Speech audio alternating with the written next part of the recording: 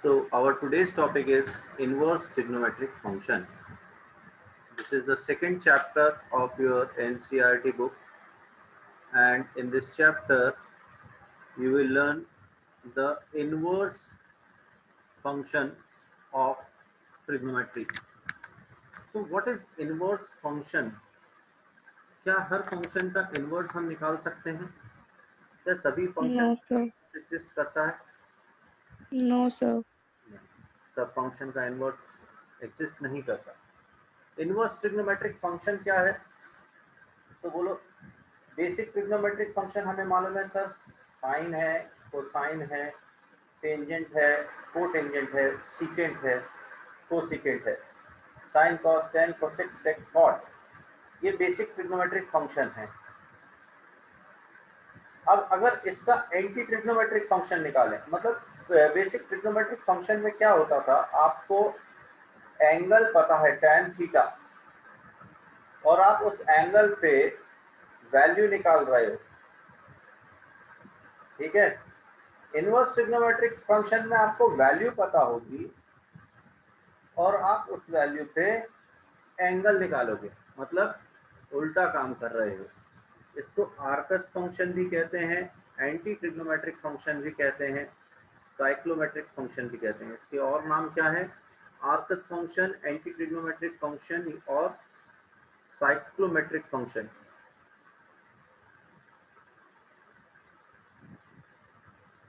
क्या लिखा है लास्ट में? देखो, the inverse function in trigonometry are used to get the angle with any of the trigonometric ratios. यहाँ हम एंगल की बात करेंगे जब हमें साइड पता होगा। इस इनवर्स ट्रिग्नोमेट्रिक फंक्शन को आर्क फंक्शन कहते हैं, आर्कस फंक्शन या आर्क फंक्शन। क्यों कहते हैं आर्क फंक्शन? क्योंकि ये गिवन ट्रिग्नोमेट्रिक वैल्यू के लिए, इनवर्स ट्रिग्नोमेट्रिक वैल्यू के लिए लेंथ ऑफ आर्क निकालता है। पर्टिकुलर वैल्यू के लिए आपको लेंथ ऑफ आर्क बताता है, इसीलिए इसे इनवर्स ट्रिग्नोमेट्रिक फंक्शन कहते हैं या आर्कस फंक्शन कहते हैं।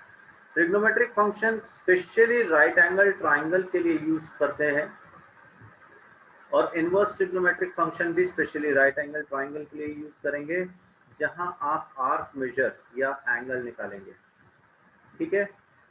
The necessary condition for any function to be invertible is, अगर कोई फंक्शन इन्वर्टेबल है तो वो 1-to-1 फंक्शन होना चाहिए और दूसरी कंडीशन है उसकी ऑन टू फंक्शन होना चाहिए। इसी को बाइजेक्शन भी बोलते हैं, बाइजेक्शन होना चाहिए। क्या है ये 1-to-1 फंक्शन? जरा समझें एक बात को, इस बात को। 1-to-1 फंक्शन क्या होता है? तो आप बोलो सर, अगर मैं मैपिंग की बात करूं तो हर एलिमेंट इन x के लिए एक ही वैल्यू होगी y में। अगर मैं इसको x और इसको y बोलूं तो हर एलिमेंट की एक ही इमेज होगी, एक यूनिक इमेज होगी। हर एलिमेंट की एक यूनिक इमेज है, तो ये 1-to-1 फंक्शन है। ऑन टू फंक्शन क्या होता है? ऑन टू फंक्शन बोलता है कि y में जितने भी एलिमेंट हैं उनकी एक प्री इमेज x में होनी ही चाहिए, ठीक है। कोई ना कोई इसकी इमेज होनी चाहिए। सिंपल भाषा में बोलूं तो यहाँ कोई ऐसा एलिमेंट खाली नहीं पड़ा होना चाहिए जिसकी कोई प्री इमेज नहीं है यहाँ पर, ठीक है। ऐसी कोई वैल्यू यहाँ नहीं होनी चाहिए जिसकी प्री इमेज यहाँ नहीं है, तो ऐसे फंक्शन को ऑन टू फंक्शन बोलते हैं, ठीक है। क्लियर हो गई बात? ये दो Yes, sir. कंडीशन है, ये दो कंडीशन है किसी भी फंक्शन को इन्वर्टेबल होने के लिए। अब अगर इस कंडीशन की बात करें तो आपको तो ऐसा लगेगा यार ये साइन फंक्शन इन्वर्टेबल कैसे हो सकता है? फिर देखिए, साइन में अपन बात करें साइन फंक्शन की, ग्राफ आपके सामने है, साइनोसॉइडल वेव सबने देखी है।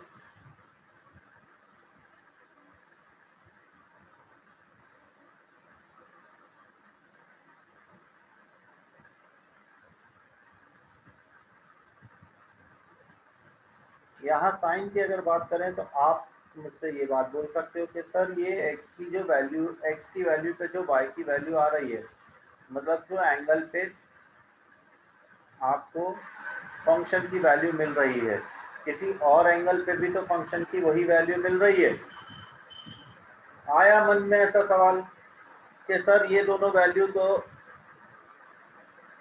y की जो है सेम है, y एक्सेस की जो दो वैल्यू दिख रही है यहाँ पर सेम है, और x एक्सेस पे दोनों वैल्यूज अलग अलग हैं, मतलब x इक्वल्स टू इस एंगल पे और x इक्वल्स टू अगले एंगल पे y की सेम वैल्यू आ रही है, मतलब y की वैल्यू की एक यूनिक इमेज नहीं है x में, फ्री इमेज नहीं है x में।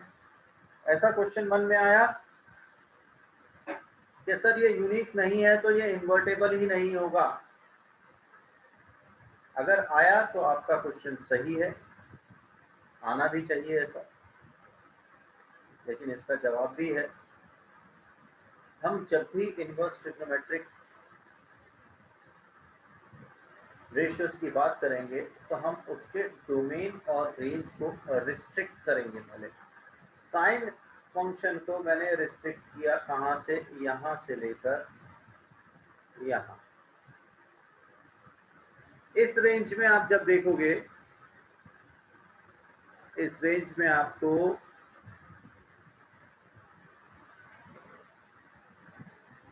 देखिए यहाँ तक, यहाँ से यहाँ तक आप देखो हर x के लिए, हर पॉइंट ऑन x एक्सिस के लिए y एक्सिस पे वैल्यू अलग है। बोलो यस सर। Yes, sir. अगर है तो आप समझ गए कि ये रिस्ट्रिक्टेड डोमेन जो है, यहाँ पर तो फंक्शन 1 to 1 हो गया, ठीक है, कोई Yes, दिक्कत sir. तो नहीं। No, sir. लेकिन मन में फिर से एक और प्रश्न उठा, मन में प्रश्न अब क्या उठा कि सर आपने आपकी इच्छा करी, आपने यहाँ से यहाँ ले लिया, क्या ये नहीं ले सकते थे? यहाँ पर भी देखिए सर x की हर वैल्यू के लिए y की अलग अलग वैल्यू है। सर क्या ये वाला ले लेते तो क्या फर्क पड़ जाता? ऐसा प्रश्न उठा मन में। बोलो सर समझ में आएगा तब ना प्रश्न उठेगा। उठा? हाँ Yes, sir. Yes sir. तो इसका आंसर है हाँ बेटा, बिल्कुल ले सकते थे, इसे भी ले सकते थे और इसे भी ले सकते थे, लेकिन हम जीरो के पास वाली छोटी वैल्यू को प्रेफर करते हैं, इसीलिए हमने इसे लिया। ठीक, अब इस फंक्शन की अगर हम डोमेन की बात करें, इस फंक्शन का डोमेन रिस्ट्रिक्टेड फंक्शन, रिस्ट्रिक्टेड का, रिस्ट्रिक्टेड लिख देता हूं मैं पहले ही, नहीं तो पूरी गड़बड़ हो जाएगी। तो डोमेन क्या होगा इस फंक्शन का? तो आप बोलो सर -π/2 से π/2 होगा। इंटरवल क्लोज होगा या ओपन? तो आप बोलो सर 90 पे कोई दिक्कत नहीं है, ना -90 पे ना +90 पर, तो ये क्लोज इंटरवल होगा। डोमेन क्लोज इंटरवल हो गया। आप इसे ऐसे भी लिखते हो, थीटा -90 से +90 के बीच में और इक्वल टू के साइन के साथ। क्लियर है ये बात? Yes, sir. Yes, sir.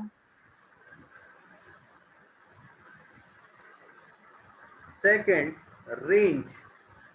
Range क्या आ रही है इसकी? तो आपको ट्रिग्नोमेट्री याद है, आपने ट्रिग्नोमेट्री Sir, -1 से 1. बिल्कुल सही, -1 से 1 इसकी रेंज आ रही है।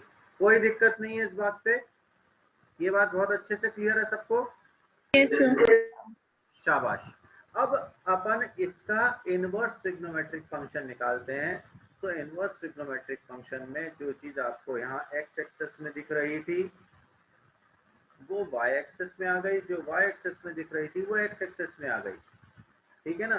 देखिए यहाँ पर आपको दिख रहा था y equals to sine theta, तो यहाँ आपको दिखेगा theta is equals to sine inverse y।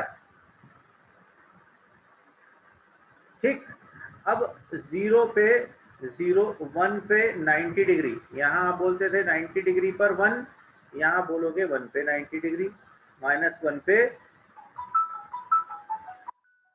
-1 पे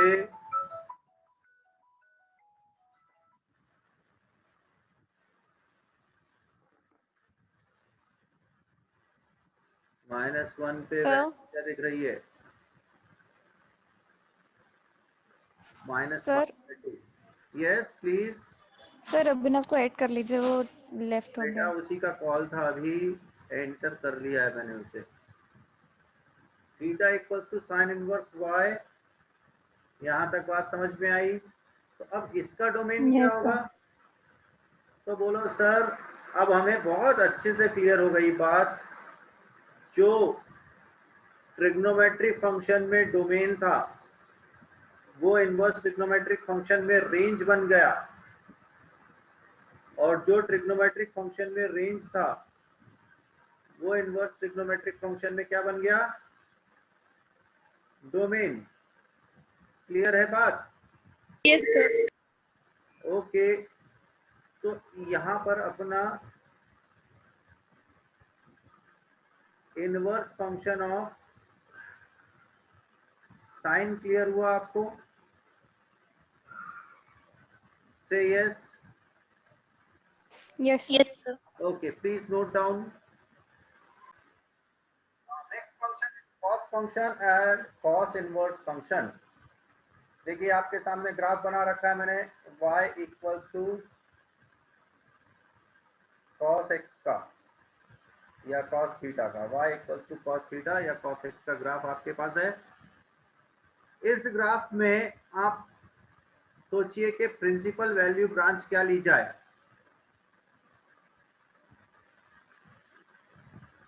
कोई रिस्ट्रिक्टेड डोमेन क्या करें हम? कोई सोचे? देखें ये 0 सोचना चाहिए, लेकिन आप लोगों को आप बोलते नहीं हैं। आपको आ जाता है, थोड़ा कॉन्फिडेंस आएगा तो बोलेंगे भी। ये देखिए यहां से चला मैं,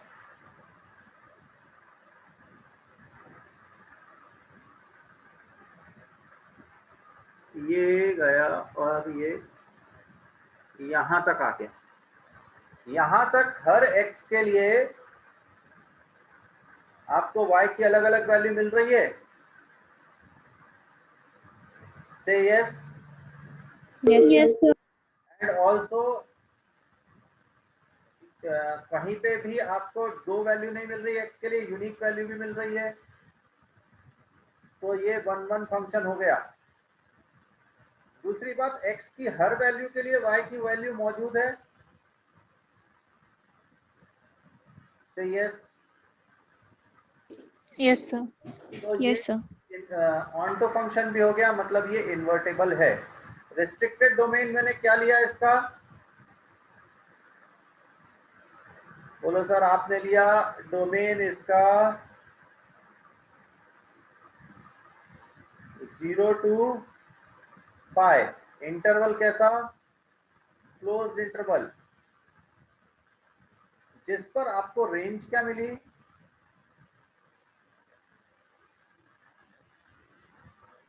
जिस पर आपको रेंज क्या मिली? देखें यहाँ 1 है और यहाँ -1 है।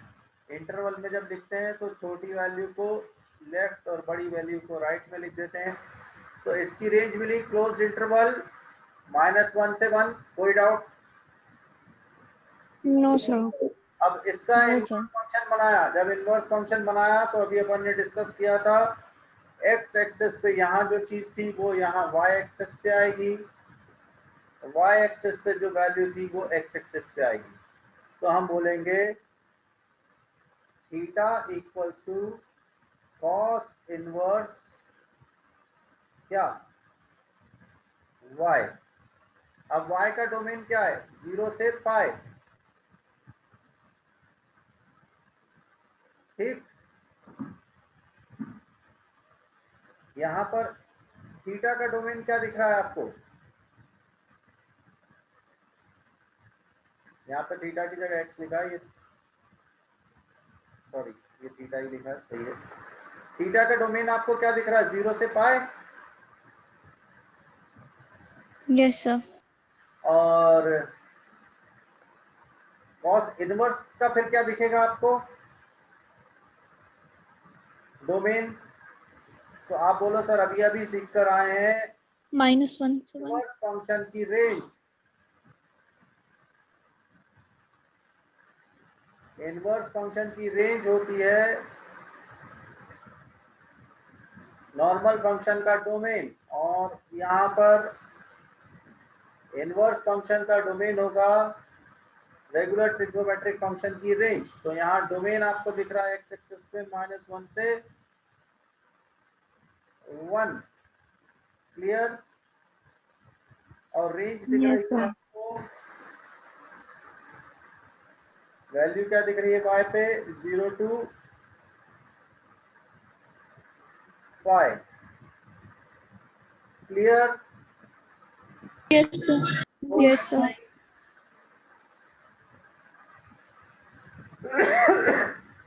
तो नोट कर लें इसे।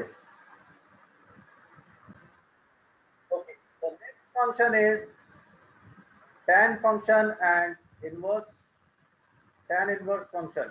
tan inverse function और tan function, यहाँ y इक्वल्स टू 10x का आपको ग्राफ नजर आ रहा है। रिस्ट्रिक्टेड डोमेन देखना अब अपने को आ गया है। यहाँ पर रिस्ट्रिक्टेड डोमेन क्या नजर आ रहा है हमें, आप बोलिए सर। यहाँ से लेकर यहाँ तक हर x के लिए y की वैल्यू अलग अलग है, ठीक। तो ये इंटरवल हमारे लिए सही रहेगा। यहाँ पर डोमेन की बात करें, डोमेन की बात करें तो आपको डोमेन क्या नजर आ रहा है, आप बोलो सर हमें डोमेन में -π/2 से π/2 दिख रहा है, लेकिन अगला सवाल मैंने पूछा क्या -π/2 पे वैल्यू एग्जिस्ट करती है, No, sir. 90 पे वैल्यू एग्जिस्ट करती है। तो आपने पढ़ रखा 1090 नॉट डिफाइंड, ग्राफ में दिख रहा है 1090 नॉट डिफाइंड।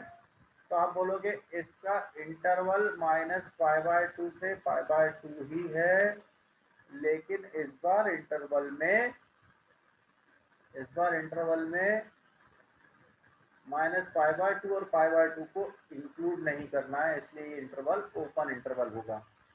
क्लियर है बात। सिर्फ फिर इसी तरीके से जब रेंज की बात करेंगे तो आपको रेंज में क्या नजर आ रहा है, बोलो सर ये नीचे पता नहीं कहाँ तक जा रही है, ये ऊपर मालूम नहीं कहाँ तक जा रही है। तो हम बोल देते हैं -∞ से इन्फिनिटी इसकी रेंज है। अब -∞ से इन्फिनिटी बोलें या मैं बोल दूं ऑल रियल नंबर, हर रियल नंबर जो है इसकी रेंज में आ रहा है। आपको हर रियल नंबर की वैल्यू कहीं ना कहीं किसी ना किसी एंगल पे मिल रही है, ठीक है। डोमेन एंड रेंज यहाँ पर क्लियर है। तो इनवर्स फंक्शन का tan इनवर्स x का डोमेन क्या होगा,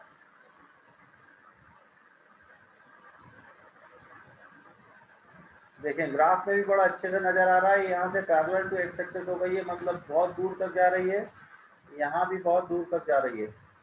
और यहाँ से भी आपको क्लियर है tan फंक्शन का जो रेंज होगा वो इनवर्स tan फंक्शन का डोमेन होगा। तो डोमेन हो गया आपका R, और यहाँ रेंज की बात करें तो रेंज क्या हो गई आपकी, ओपन इंटरवल में -π/2 से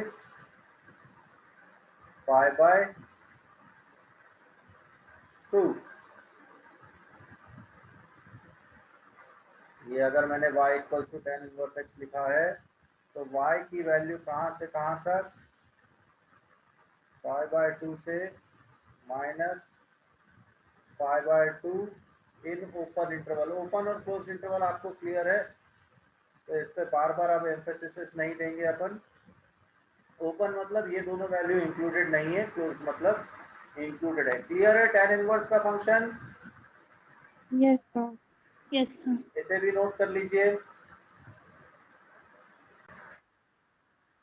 आज हमने देखा साइन, कॉस और tan फंक्शन और उनके इनवर्स फंक्शन के ग्राफ, उनका डोमेन और उनका रेंज।